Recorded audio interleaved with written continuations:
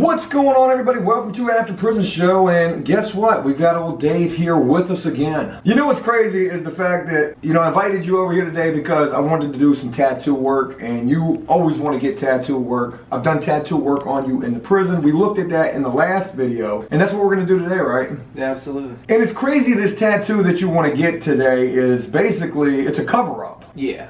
And why do we need to do a cover-up tattoo? It's true what they say about getting names tattooed on you. Getting a chick's name tattooed on you? Yeah, they disappear. The tattoo disappears? No. The girls disappear. Where do you have this girl's name tattooed on you at? On my ring finger. I mean, what is that supposed to symbolize? The fact that you guys were supposed to be together forever? Wow, you make that sound so lame. Ha! Jab for the APF. I may be sounding like I'm, cracking some jokes here on you about this, but I can't do this at all, honestly, because I've got a female's name tattooed on me as well, even bigger, and it's actually right here. And this is a girl that, long story basically. Yeah, I know of her. You know of her? I know of her. What do you remember of the old Jenster? Actually, we probably shouldn't say anything because she's probably watching these videos. So. Hey, Jen. Jen was a pen pal / girlfriend that I had while I was in prison. She was a great chick. Yeah, road dog. Yeah, she definitely was ride or die. Unfortunately, it just didn't work out, but I wished her all the well, and from what I've heard, she is doing well. Let's completely take the attention off of my tattoo now, before we have to dive into that story. Before we have to dive head first into that story. But let's get back to your tattoo here. What is this all about right here? I tattooed my son's mother's name on my hand. Your baby mama? My baby mama. Isn't that like a song? Baby mama drama? I don't know. It's something. And what happened with the relationship? Well, I got locked up. Enough said. That's it. We shouldn't have to say anything more about that. I mean, it's pretty much cut and dry after that, right? Yeah, 6 years is a lot to ask of somebody. How long were you with her prior to being locked up? About a year.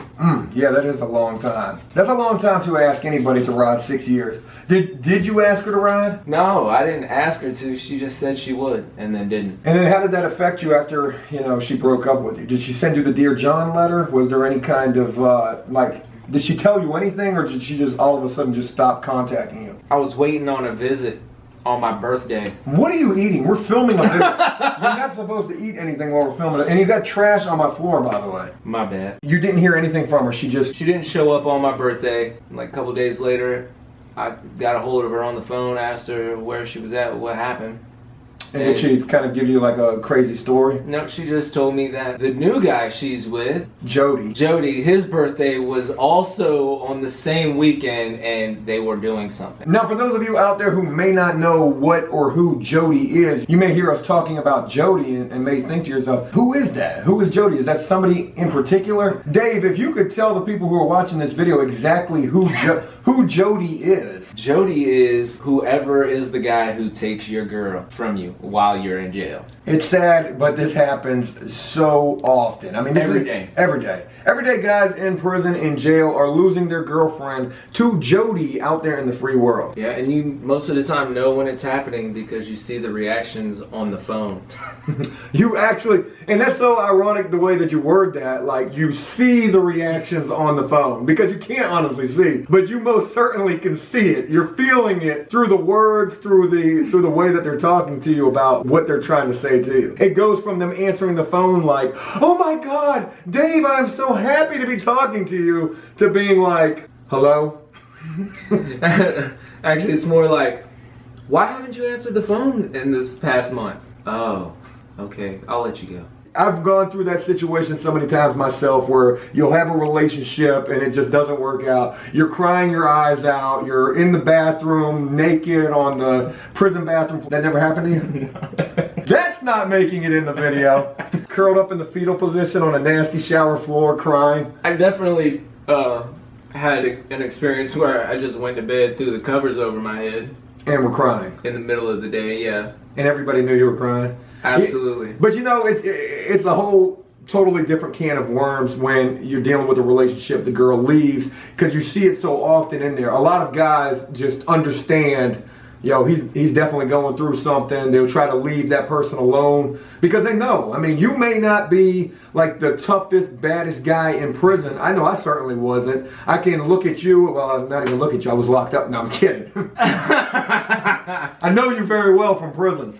But it doesn't matter who you are. When people see you going through that type of situation, they know not to mess with that person because they can become a loose cannon, basically. Absolutely. Getting back to the tattoo that's on your ring finger, this girl who was supposed to be there, who obviously, left. That brings us to what we're doing right here in this video. And what exactly are we going to be doing?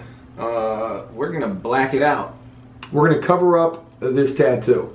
And the crazy thing about it is because of where it's located, being on your ring finger, just like that, I mean, really, there's not much you can do with it. It's either you black it out or you keep explaining. Keep explaining. How has that been to explain to females that you meet when they ask you what you got going on there? Because you can't tell them it's your daughter. See, I can use this tattoo and just be like, this is my daughter, it's my sister, it's my mom, which of course I would be lying about, and I've not really had to explain this tattoo at all. Actually, I tried to get sympathy votes on this one. Sympathy vote? Yeah. Does it work? No. Not at all? No, not at all. We've already drawn the design on Dave's ring finger. Can we show how intricate this design is right here? I mean, this is probably going to take 5 hours. I don't know. We may have to do this piece in sessions. Yeah, we're taking this back to the old school, back to the jail days, right? Yeah. So we're going to pick and poke Dave's ring finger. That's what we're going to do. We're going to pick and poke this tattoo. All right, got a little ink on the thing here. Let's go ahead and put that right there for a second. Finger tattoo cover-up time. I'm going to start down here. All right.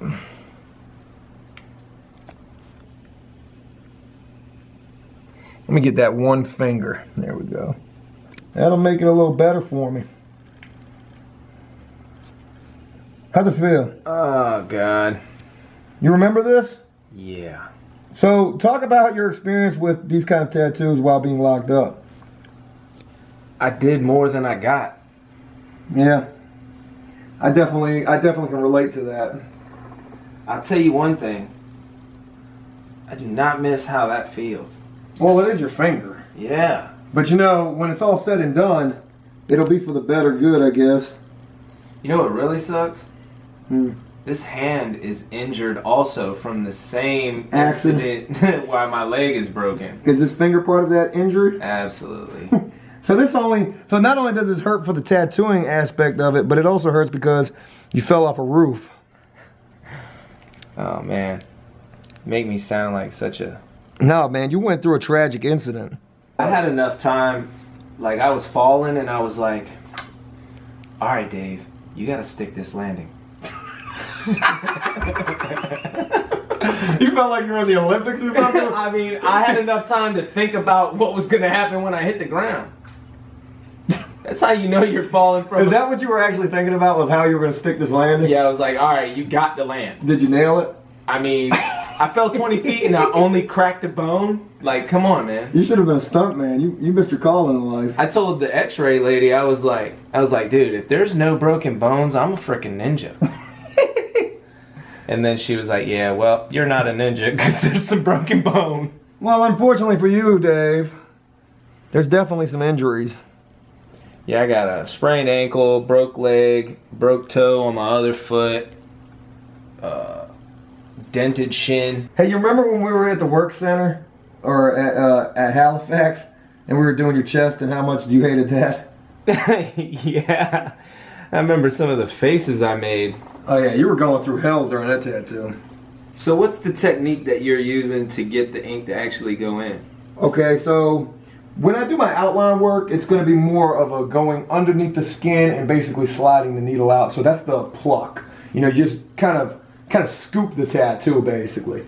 That's what I use to outline with. That works the fastest for doing the outline work. In my particular case, a lot of guys will just do what I'm doing right now as I'm doing this filling work, and I'm basically just running it like a gun would run, moving the needle up and down, just basically poking. A lot slower. A lot slower, but I'm actually doing it, you know, I'm covering some ground here. This is so reminiscent of being in prison because I would ask a lot of the customer. I'd be like, hey, hold on to the ink cap, hold on to the rag, Yeah. look out for that door over there, make sure no police are coming through. So not only are you the guy getting the tattoo and paying for the tattoo, you're also the guy who has to be my helper as well. It's like driving. You don't ever want to be looking away from the tattoo while you're tattooing. What are you doing? I made a mistake. And this pencil doesn't have an eraser on it. I've been waiting on this for a long time. Joe was actually supposed to do this when I got my chest done. So you're talking at least 7 years ago. About, yeah. 7 years ago was when we were at the work center together. 2000 what? 10? We're about halfway there. We are. We're moving really fast. I mean, for pluck work, you know, I tend to move fast, especially when I don't have to pay attention to like how it looks. When it's just straight da da da da da da da. Pull over! Da, da, da, da, da, da, da. Something along those lines. I don't know. So I'm trying to fine tune this as I'm doing it. Again, it's just a cover up. He just wanted a black ring on over this name, and I mean we're definitely blacking this sucker out. What's gonna happen if you two ever get back together? Dude, we ain't getting back together. She got 2 kids by somebody else already. Was it Jody? Or the kids by Jody? Dude. How many Do you want this story on YouTube? How many different Jodys were there? So, my baby mom, my son's mother, got with a guy. And he ended up being a halfway decent guy. And he left her, joined the military, left her. And then when he got out, he wanted to come see my son, who my mother had custody of while I was in prison. And so he came over. He ended up meeting my sister. Now him and my sister have been married for 6 years, 7 years, and have 2 kids. Hey look, when I was in Halifax, she came and visited me and told me she was marrying the guy that was Jody. the guy that took your girlfriend away? Yeah. What'd you say to her when she told you I was like, yo, that's so not cool, because now, like, I can't go and get with his girl when I get out. Because it's your sister. Because it's my sister. So how did your baby mama feel about Jody leaving for your sister? Did she have beef with your sister? Oh, yeah. Did they try to fight or something? No, but she started putting rumors out there that he was, like, violent and beat on her and stuff. Is he a good guy? Oh, yeah, he's a great dad. Good uncle to my son. So even though this guy took your girl away while you were in prison, and I mean, it's not even really his fault, you know? Oh, do yeah, you blame him? I didn't know him. But do you have any kind of animosity toward him because of the fact that, you know, your kid's mother left you for him? No, actually, when I first came home from prison, my sister and him were living in Colorado. He was stationed in Colorado. And my sister came out to visit me for, you know, I just got home. My sister came out to visit me, and but before she came to visit me, she went to New York to visit family. And while she was there, he drove her car across the country so she'd have her car here and flew back. Well, while he was here, we met for the first time and we hung out, and we found out where my baby mom was working at. She was bartending, and we went in there and got drunk and joked on her the whole time. They kicked us out of the bar. That is just crazy. I'll never forget when I first got to prison, and I didn't even have any experience with a tattoo gun. All I knew how to do was this. And these guys put this tattoo kit basically in my lap. They were like, here, you're gonna tattoo. And I was like, okay. So I'm trying to learn how to use this gun in my cell one night, like on my cellie, right? And I'm trying to figure all of this out while we're on lockdown. And I go out to do my first tattoo, and the gun's falling apart, and I don't know how to fix it. I'm like, oh my God, these guys are gonna kill me. There's a bunch of crazy dudes in the cell block. So I said, look, the only way I can finish this tattoo, because this gun is so crap, I said, I gotta do it just like this. And I did. I did like a cross. What did I do? I did a rosary with the beads and everything. I plucked all of that in there. I mean, it came out looking better than it would have came out looking with the gun. So on a scale of 1 to 10, where's the pain at right now? It's still in my leg, but in the broken leg? Yeah. Okay. But it still feels like you're tattooing my pinky. I don't get that. Like, what is? You got some nerve issues going on. And you may need to go see a specialist. Do you have insurance? My insurance dropped me like the ladder did. Oh, you fell 20 feet off of a... Oh, you fell 20 feet off of a roof during a hurricane. What the hell are you doing up there? This isn't Geico. This is, You just called Haagen-Dazs ice cream. God, for some reason, I just want to slap you with this black paper towel. Please don't. That's got your DNA all over it. It's not so bad anymore. What, you about to start singing to me over here? I mean, to be honest with you, I mean, it looks okay. Man, this thing's about as straight as peaches. I'm happy. You did what I was. You did exactly what I wanted done. Yeah, and I mean, let's be honest here. The whole tattoo wasn't exactly. It wasn't straight, I guess. So why did you decide to get Peach's name covered up? That won't be on the video. Hey, how much did I charge you while we were locked up to tattoo your chest? Do you remember? Like $10. Like $10 to do this entire chest. Well, I mean, what? We were homeboys. I mean, I know. Everybody else was paying like maybe like 30 or 40. If it looks crooked, just take your glasses off and look at it. It may straighten up after that. Well, I just hope this black band doesn't come out to symbolize something that you absolutely can't stand. We're done though, man. So let's wipe her off. Let's rinse her off so we can look at it on the camera. Joe's Tattoo Shop, After Prison Show Tattooing. We're taking it back to the jail days with the pick and poke work. Well, Dave, again, man, really appreciate you agreeing to do the tattoo and letting me covering up that name for you. I hope that helps you a lot more with the ladies now. Obviously, Joe will be next doing, I got to get mine covered up as well. You gonna get a black band too? I'm going to, I don't know what I'm going to get on mine. I think I'm going to get a little broken home on mine, like a little house that's going to be cracked in half. It's going to say broken home. I don't know. But look, Dave, again, appreciate you doing this. Thank you for stopping by. I'm sure we're going to be seeing you again real soon. Hey, look, that's it. I hope you enjoyed this video, and if you did so, please leave a like and a comment and let me know exactly what you think about Deadpool and all of his crazy stories that he told here today.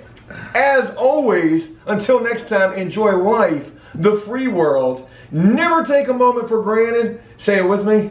Oh, you don't know what it is. And make the most of every day. One word. Peace!